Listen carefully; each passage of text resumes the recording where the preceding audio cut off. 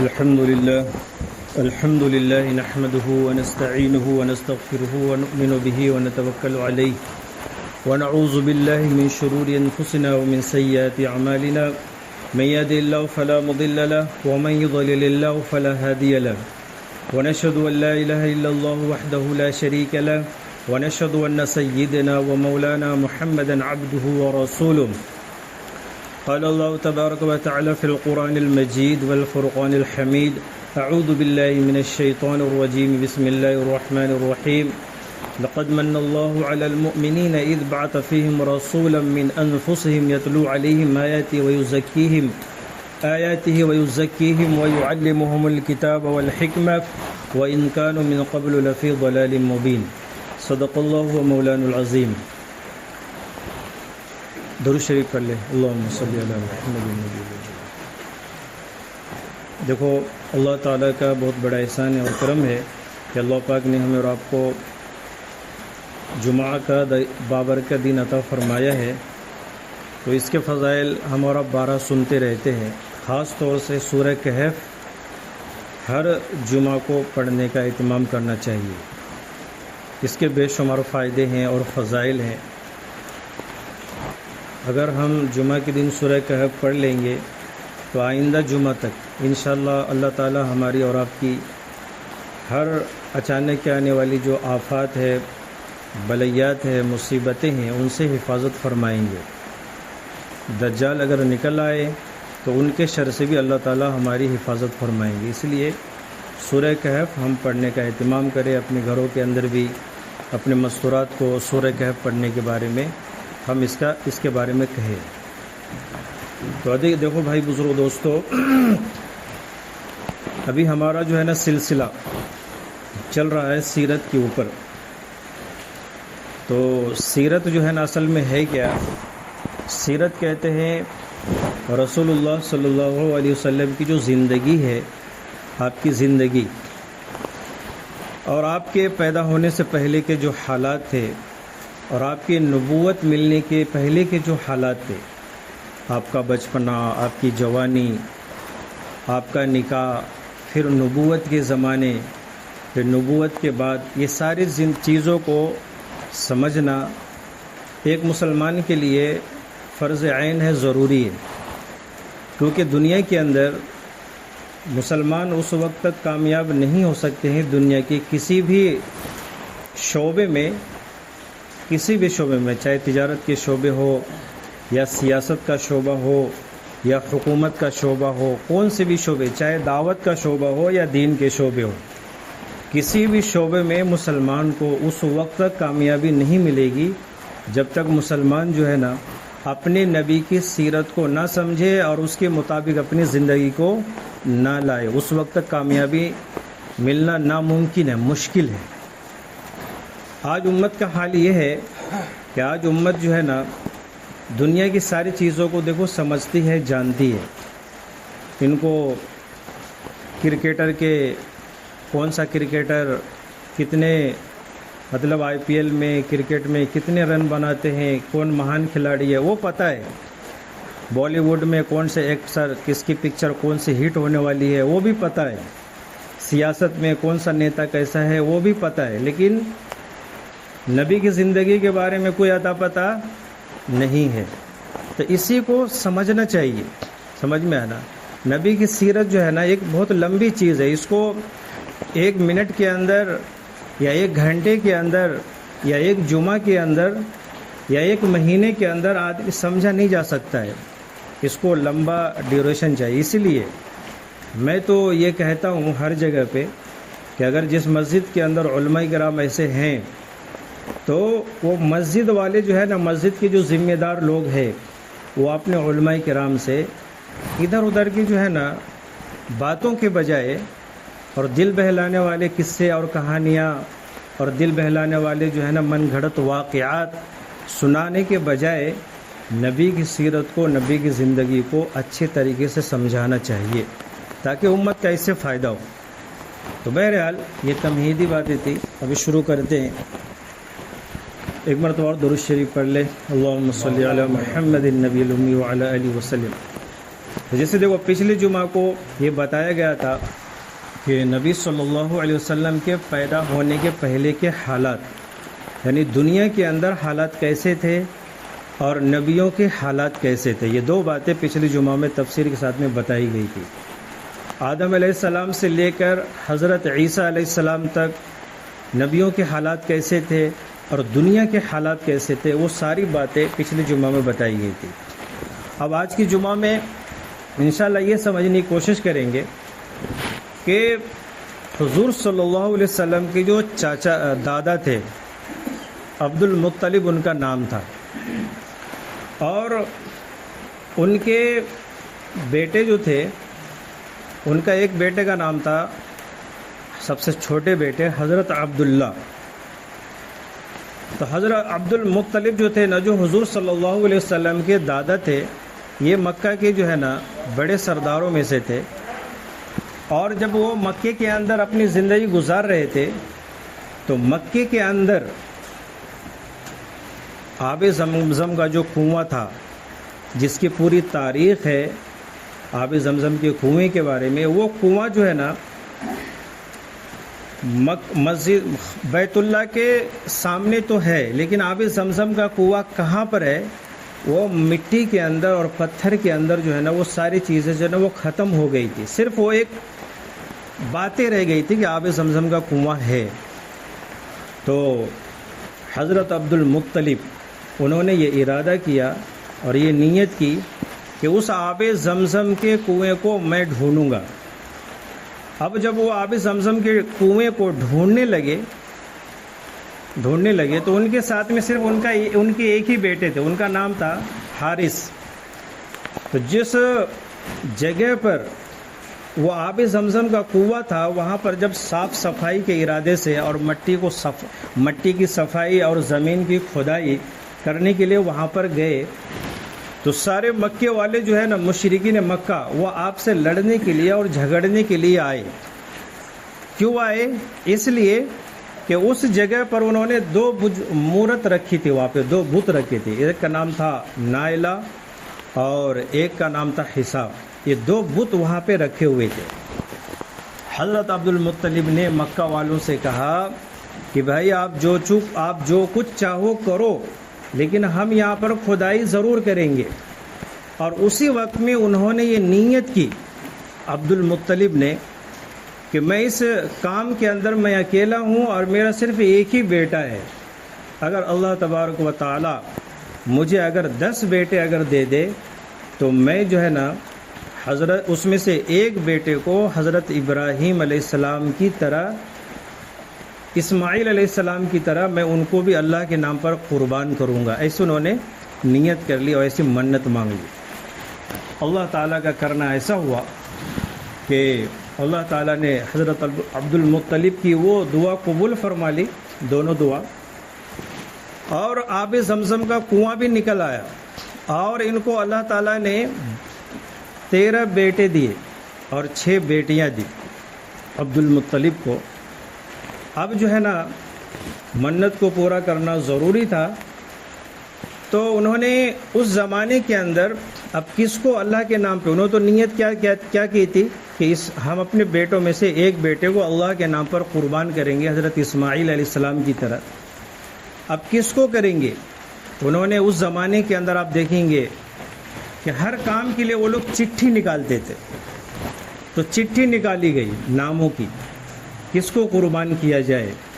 تو اس کے اندر حضور صلی اللہ علیہ وسلم کے جو والد محترم تھے حضرت عبداللہ، ان کا نام جو ہے نا چٹھی کے اندر نکل آیا. عبد المطلب تھوڑے پریشان ہوئے کیونکہ حضرت عبداللہ یہ سب سے چھوٹے بیٹے تھے عبد المطلب کے، اور سب سے زیادہ محبت وہ انہی سے کرتے تھے، اور یہ نہیں چاہتے تھے کہ میں ان کو اللہ کے نام پہ ذبح کروں. یہ نہیں چاہتے تھے، ان کو یہ بات پسند نہیں تھی.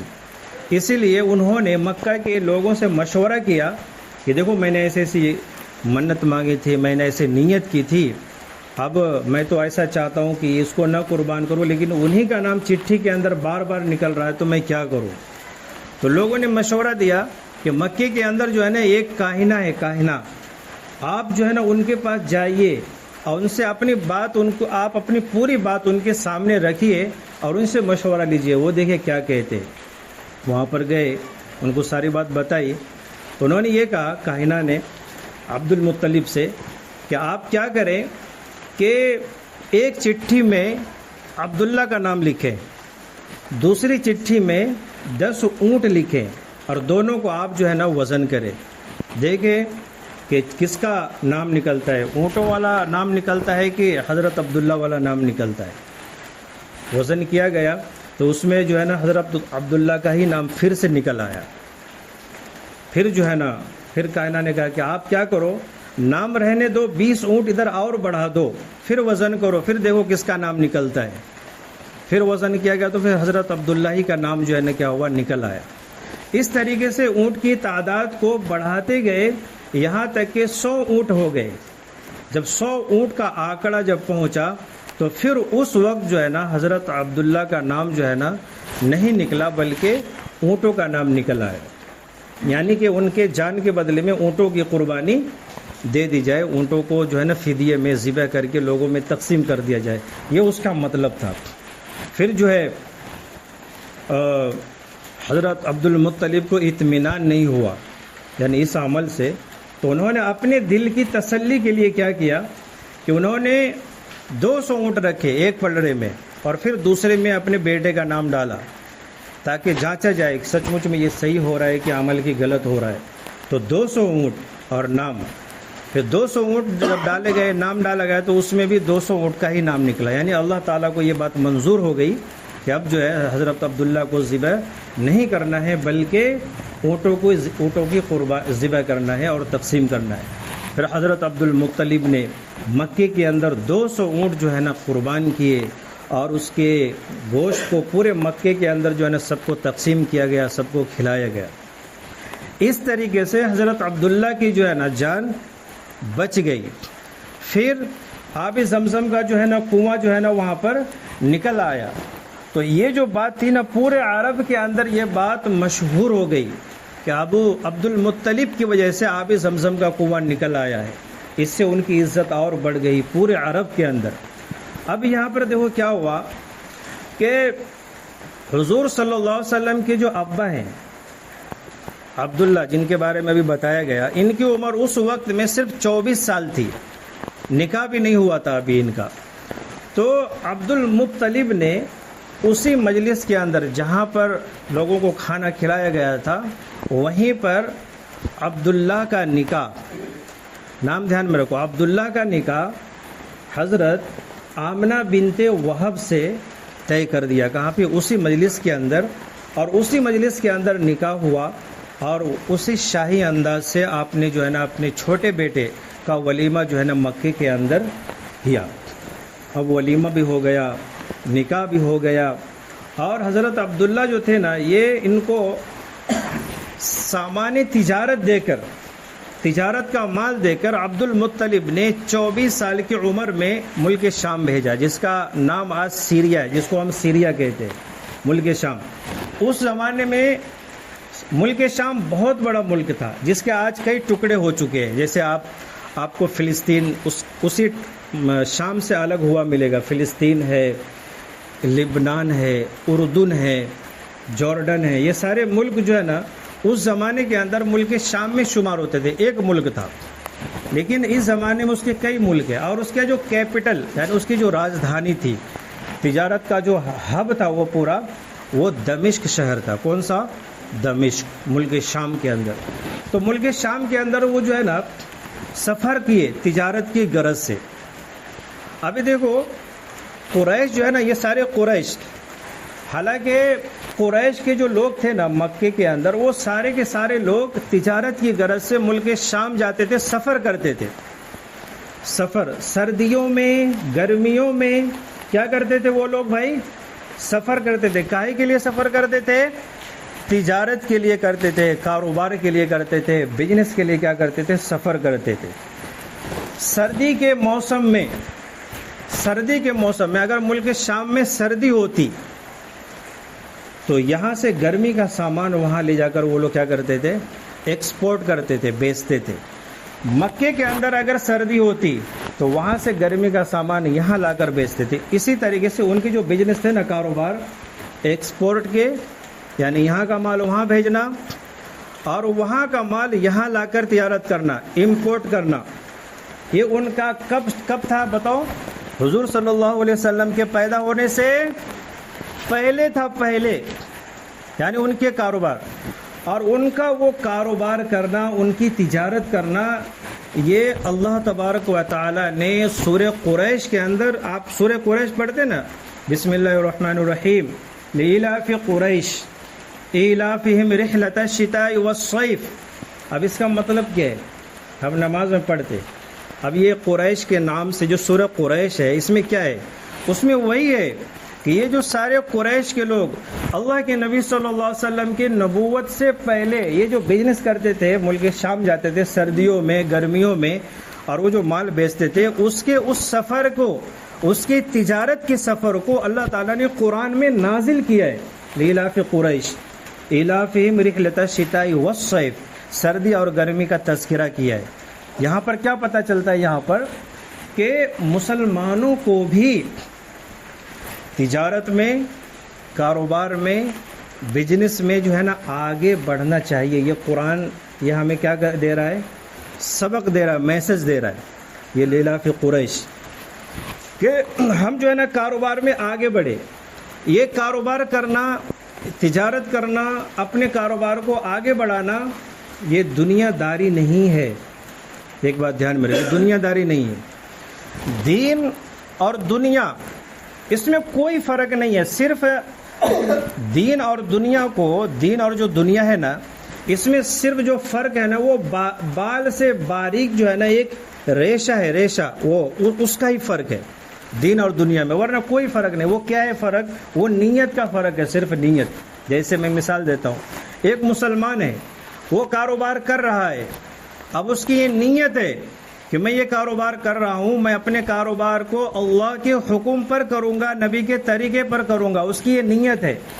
کون سا بھی کاروبار رہے دو، چھوٹا بڑا کیسا بھی رہنے دو، کون سا بھی وہ اس کا کاروبار اللہ کے حکم پر ہے، کاروبار میں رہتے ہوئے اللہ کے حکم کو پورا کر رہا ہے، وہ نبی کے طریقے کو پورا کر رہا ہے، وہ کاروبار اس کو جنت میں لے جانے کا ذریعہ بنے گا. جنت میں لے جانے کا ذریعہ بنے. ایک آدمی ہے جو جاب کرتا ہے، جس کو اردو میں ملازمت کہتے ہیں. اب اس کی یہ نیت ہے کہ میں جاب اس لیے کر رہا ہوں تاکہ میں اس جاب میں اللہ کے حکم کو پورا کروں گا، ان کے نبی کو میں اپناؤں گا. اس کی یہ نیت ہے، وہ جاب اس کو جنت میں لے جانے کا ذریعہ بنے گا. تو دنیا اور دین کو ہم الگ نہ کریں. اب بہت سارے لوگ آپ کو ایسے ملیں گے جو یہ کہتے ملیں گے کہ یہ بولے کیا ہے، صرف دنیا دنیا دنیا دنیا ایسے کہتے ہوئے ملیں گے. اب وہ کون لوگ ہوتے ہیں جو ایسی باتیں کرتے ہیں؟ ان کو ہر چیز میں جیسے دنیا نظر آتی ہے، ہر چیز میں دنیا نظر آتی ہے. وہ کون ہوتے ہیں؟ جو محنت کرنا نہیں چاہتے، جو بیٹھ کے کھانا چاہتے ہیں، وہ محنت کرنا نہیں چاہتے. اور وہ محنت کرنا نہیں چاہتے، وہ دکان پہ ٹائم دینا نہیں چاہتے، وہ کاروبار میں جانا نہیں چاہتے، وہ ٹپری لگانا پسند نہیں کرتے، وہ ٹھیلا لگانا پسند نہیں کرتے، وہ رکشہ لگانا پسند نہیں کرتے. تو ایسے لوگوں کو ہر چیز میں کیا نظر آتی ہے بھائی؟ دنیا نظر آتی ہے. ہر چیز میں ان کو دنیا نظر آتی ہے. پھر ایسے لوگ کیا کرتے ہیں؟ ایسے لوگ کیا کرتے ہیں بتاؤں؟ جب وہ بیٹھ کے کھانے کی ان کی عادت لگ جاتی ہے تو وہ اپنے مال کو وہ انویسٹمنٹ کرتے ہیں. کہاں پہ؟ ایسی جگہ پہ انویسٹمنٹ کریں گے اپنے پیسے کو. ان کو لگتا ہے کہ کوئی آدمی جو ہے نا میرے کو اس پیسے میں سے منافع مجھے گھر بیٹھے دیتے رہے. اور یہ ذہن جو ہے نا، یہ ذہن جو ایسا بنا ہے لوگوں کا کہ اس کی وجہ سے روز آئے دن جو ہے نا ہر شہروں کے اندر فراڈ ہو رہے ہیں. کہ معلوم پڑا کہ جس کے پاس پیسہ جمع کیے تھے وہ پیسہ بھی غائب اور وہ آدمی بھی غائب، سب غائب ہو گئے. ایسے بہت سارے کیسز ہوئے. اس کے لیے بھائی بزرگ دوستو، دین الگ نہیں ہے اور دنیا الگ نہیں. صرف فرق کیا ہے؟ صرف نیت کا فرق ہے، نیت کا. کوئی مسلمان کاروبار کرتا ہے، تجارت کرتا ہے، دکان میں جاتے وقت اس کی یہ نیت ہے کہ میں کاروبار تجارت اس لیے کر رہا ہوں تاکہ مجھے لوگوں سے سوال نہ کرنا پڑے. لوگوں سے کیا نہ کرنا پڑے؟ سوال.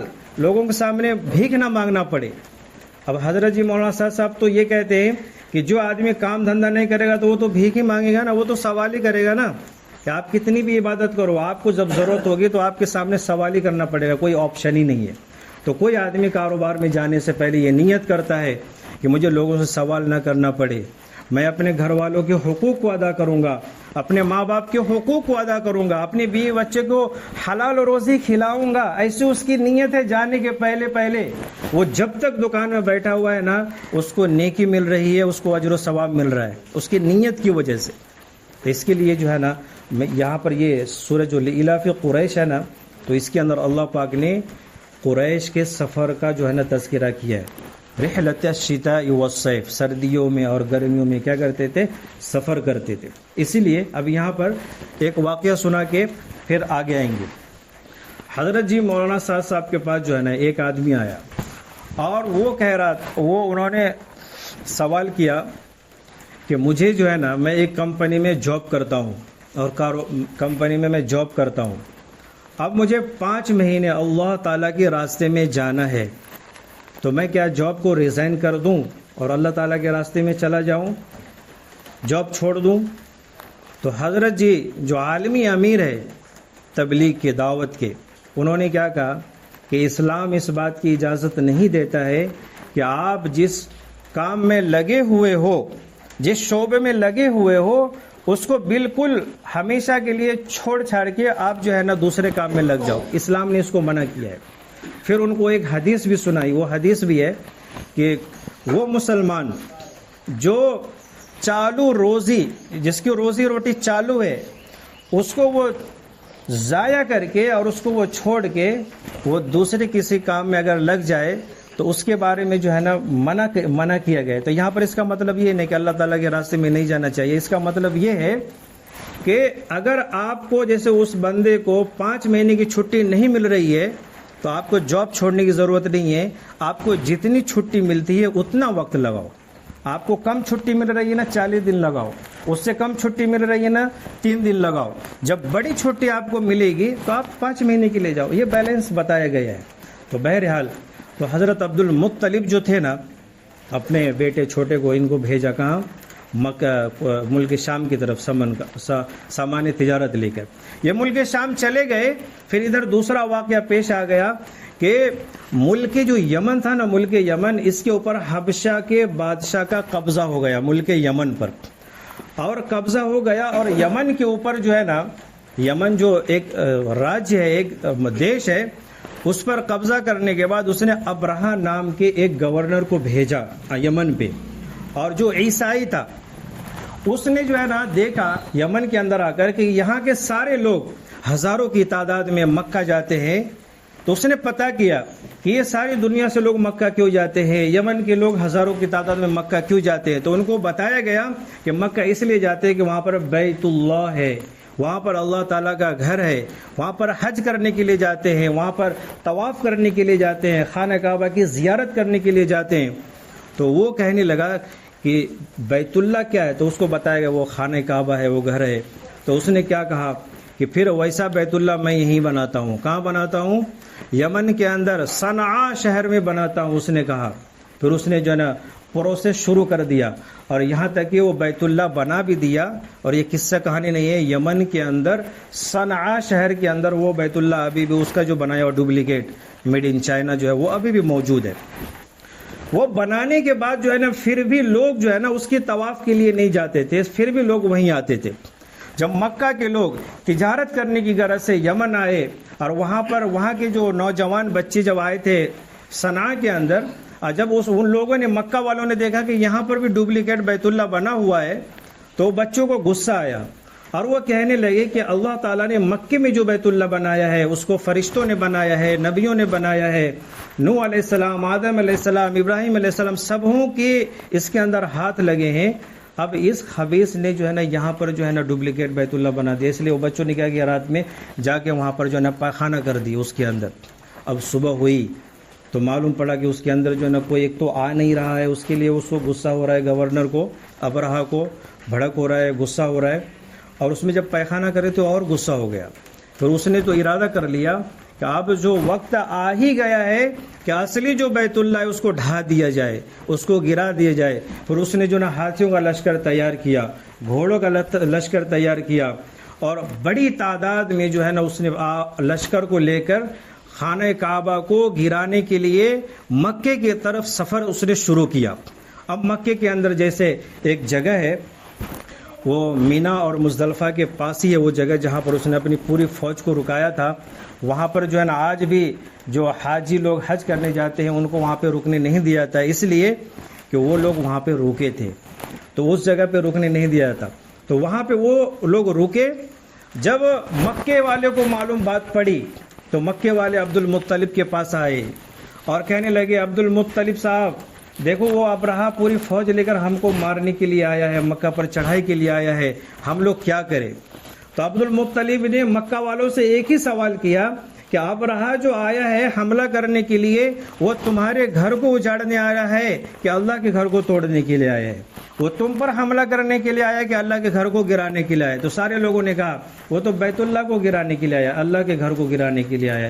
تو عبد المطلب نے یہ کہا کہ پھر تم اطمینان سے رہو کہ جس کا گھر ہے نا جس اللہ کا، وہ اللہ تعالیٰ خود دیکھ لیں گے ان کو، صرف تم لوگ کیا کرو کہ مکہ کے آجو بازو میں جتنے پہاڑ ہیں اپنے بچوں کو لے کر، اپنے گھر کے پوری فیملی کو لے کر سب تم لوگ پہاڑوں میں چڑھ جاؤ اور اللہ تعالیٰ سے کیا کرو، صرف یہاں پر ابھی دعا کرو، کیونکہ ساری چیزیں ظالم کے پاس ہے نا، ہتھیار ہے، فوج ہے، طاقت ہے، سب کچھ ہے، تو ہم یہاں پر کیا کریں گے، صرف دعا ہی کر سکتے نا، دعا کے علاوہ ہمارے پاس کوئی ہتھیار نہیں ہے۔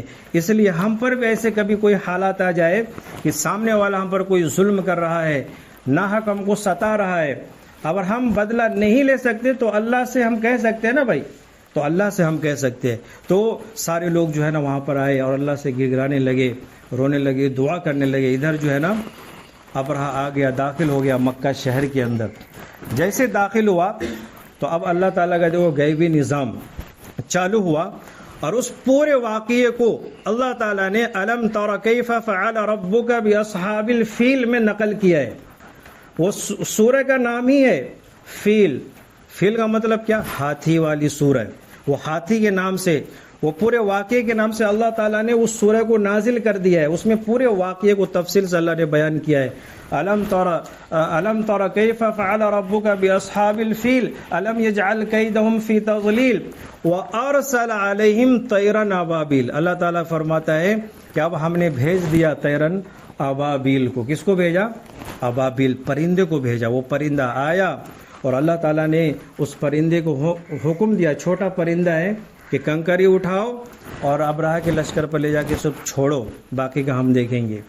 قرآن کی اس تفسیر کے اندر لکھا ہوا ہے کہ وہ پرندہ ایک چھوٹا ہے اور اس کی کنکری چھوٹی ہے، لیکن وہ کنکری کیسے اللہ تعالیٰ نے بنائی پتہ ہے کہ جب آگ کے بھٹی کے اندر لوہے کو ڈالا جاتا ہے تو وہ لوہے کا ٹکڑا کیسا آگ ہو جاتا ہے دم، اور اس کو توپ میں اور بندوق میں ڈال کر اگر کسی کو مارا جائے تو کیسا باہر نکل جائے گا اس کو چیرتے ہوئے، ویسا اللہ تعالیٰ نے اس کو بنا دیا۔ اور وہ سارے جو ہے نا جب برستے تھے، ہاتھیوں پر گرتے تھے، اس لشکر پر گرتے تھے، وہ کنکری گرتی تھی تو بھیجے سے نکل کر سیدھا باہر ہو جاتی تھی۔